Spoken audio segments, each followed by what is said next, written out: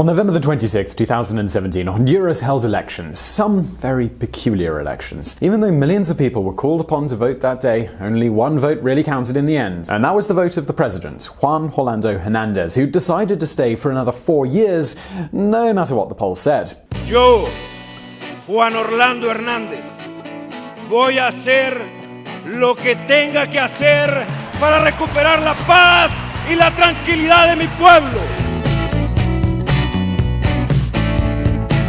Yes, President Hernandez very probably just told himself, well, hey, I like being president a lot, so why leave? Well, since then, protests due to what has obviously been a rigged election, an assault on democracy, have occurred quite frequently. Honduras is a country that already suffers from the tragic consequences of a social and political model full of corruption and violence. A model, dear viewer, that is so disastrous and dysfunctional that it led Honduras to be the poorest country in Latin America and the third most dangerous country in the world, which isn't presently at war.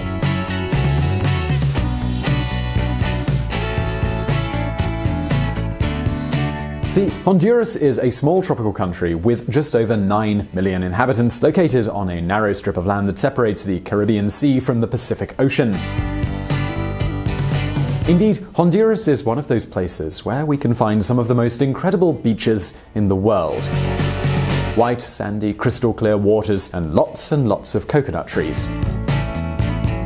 Sounds rather nice, doesn't it? But unfortunately, drug trafficking gangs and a political and economic elite have prioritized, above all, plundering the nation's resources. They have muddied and stained the reality of a country that could otherwise be safe and possibly even be considered a true paradise here on Earth. Some people don't want to come here to claim bodies because they don't want to be associated with their family member who ends up dead. Because hear this.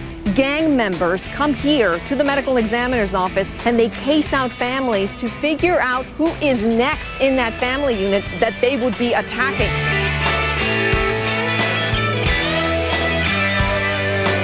But hold on, you might be thinking right now, I mean, a small, remote, poor country, just another drop in the ocean of problems, right? Well, wait a minute, because there's a lot more at work here. What would you think if I told you that we might be facing the first coup d'etat supported by the Trump administration? Well, just check this out.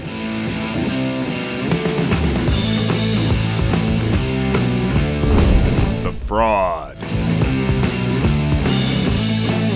On Sunday, November the 26th, 2017, general elections were held in Honduras. There were two major contenders for the presidency, which is the most important political position in the country. On the one hand, we've got President Juan Orlando Hernández, who is widely supported by the country's economic leadership and the international community, and he was aspiring to be re-elected. A re-election, by the way, that was very controversial because, in principle, the country's constitution prevents it under Article 239, an article that was declared inapplicable in 2015 by a surprising and very controversial decision from the Supreme Court. Now, do bear in mind here that the Supreme Court is in actuality controlled by the president, so maybe that might have had something to do with it. Just maybe. Es que la Corte Suprema de Justicia en la Sala Constitucional no está facultada para declarar inconstitucional la Constitución. This is what Article 239 said. If a citizen has held the ownership of the executive power, he or she cannot be the president or designee. Article 239 of the Honduran Constitution. Now, on the other hand, Salvador Nasrallah, a popular television presenter, ran as a candidate for the center-left party's coalition, the Oposition Alliance. Les voy a quitar el terrorismo fiscal, que en una dictadura, olvídense. Si en este momento los tiene trabados el gobierno, si se consolida una dictadura, se acaba la empresa privada y más temprano que tarde ustedes perderán incluso sus empresas.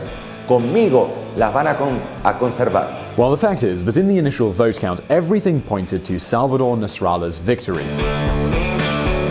See, with almost 60% of the votes counted, he had a 5-point lead over the president. The advantage was so overwhelming that the magistrates who formed the Honduras Supreme Electoral Tribunal qualified this lead as irreversible and insurmountable. However, suddenly the counting stopped there was no additional information. Computer systems simply collapsed, new ballots appeared, and in the end, several days later, the Electoral Tribunal awarded a surprising victory to President Juan Orlando Hernández. Cuando están contando los votos y el presidente del Tribunal Electoral dice se cayó el sistema, como ocurrió con Honduras, es que ahí de todas maneras van a meter la mano. There were so many irregularities that the Organization of American States itself rejected the recount and called for new elections. El secretario general de la Organización de Estados Americanos, Luis Almagro, publicó en sus redes sociales que la OEA propone nuevas elecciones para garantizar paz y concordia en ese país ante imposibilidad de dar certeza a resultados electorales. But that's not all. One day before the elections, The Economist published on its website that it had a recording that proved the government was preparing to distort the results of this election.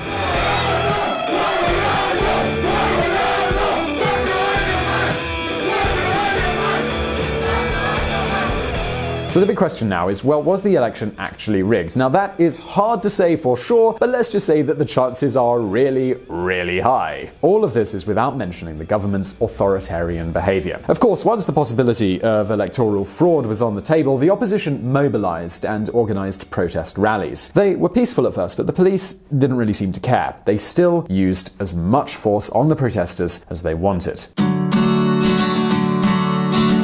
For example, on the evening of Wednesday the 29th, state forces fired tear gas at a rally of about 1,000 people who were peacefully awaiting the results. Indeed, in this group there was even the opposition leader, Salvador Nasrallah. The police, they didn't care that it was a peaceful demonstration or that there were children and elderly people present.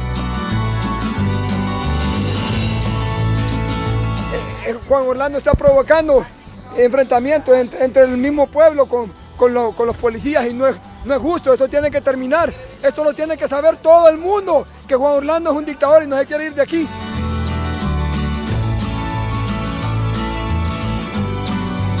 The government even decreed a curfew, and since then rallies have been put down, with 30 people being killed and more than 800 people being detained. In other words, the evidence really does point to a rigged election followed by forceful repression, all simply to reinforce the victory. Por lo que andamos en las calles es que Juan Orlando Hernández tiene que salir afuera. ¿Sabe por qué? Porque hace 4 años él dijo, nadie está por encima de la ley, y es lo que nosotros andamos peleando. Now, having said that, we have several questions that need an answer, and clearly one of them is, who exactly is the president? Who is Juan Orlando Hernández?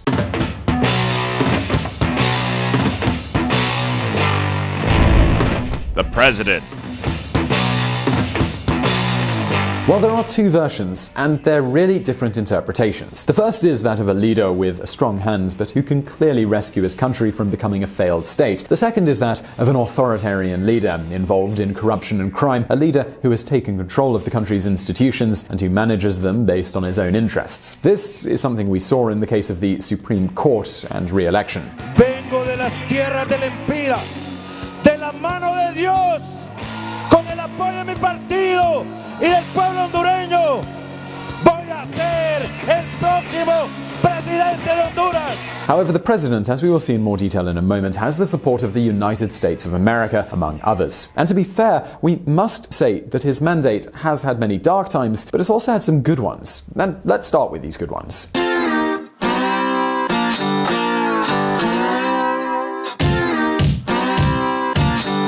See, when Juan Orlando Hernández came to power in 2013, Honduras had the highest homicide rate of a country that was not at war.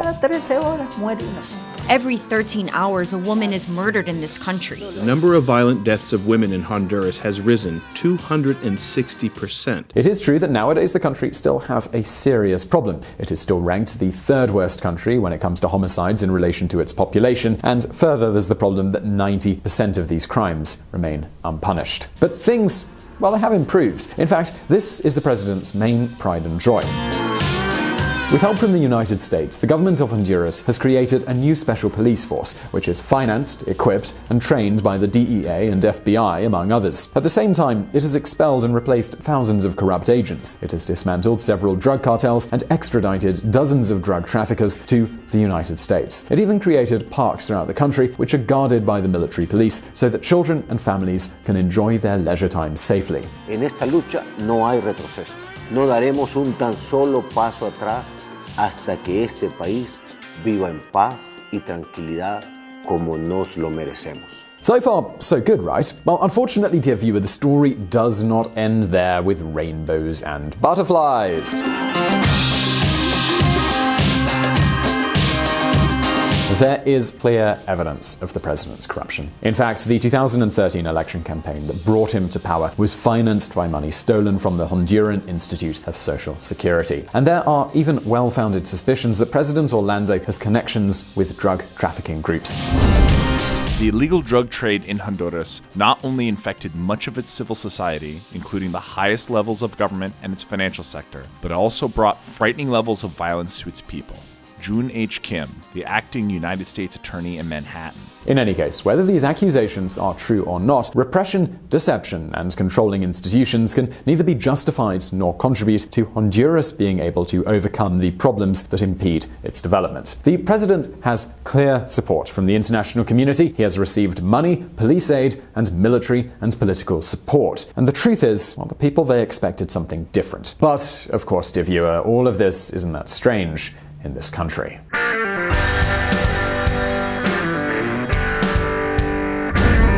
A cocktail of corruption and violence. Honduras is facing a difficult problem. There is a triangle of interrelated powers that make being an optimist in Honduras very, very difficult. Political power, the economic oligarchy, and drug traffickers.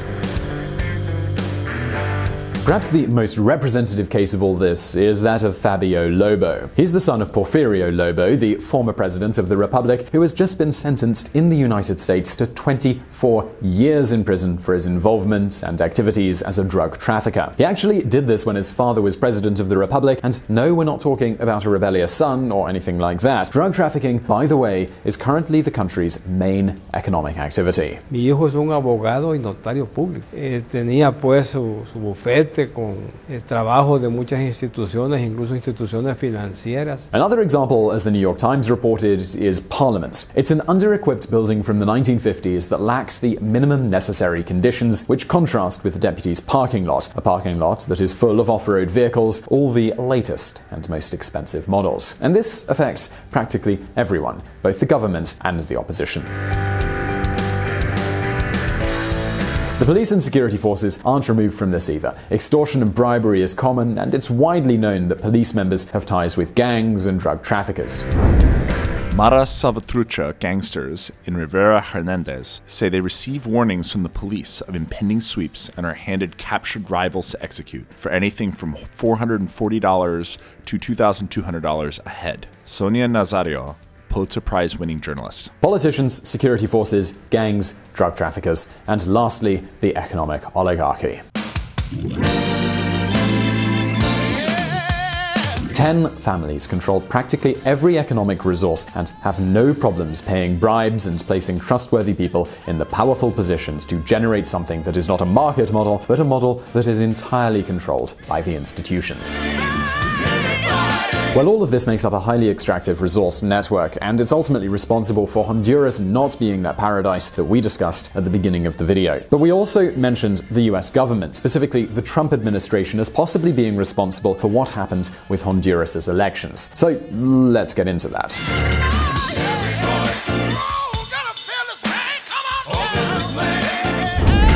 Washington's importance. You could be forgiven for thinking initially that Honduras is not that important to Washington, D.C., right? Well, not exactly. The truth is that Honduras has a certain importance to the United States for three main reasons. Firstly, because a lot of the flights suspected of transporting drugs from South America have to first stop in this country. Secondly, because 2 years ago, faced with the country's enormous crisis, 18,000 Honduran children traveled alone to the United States border. And nobody in Washington really wants to see that happen again.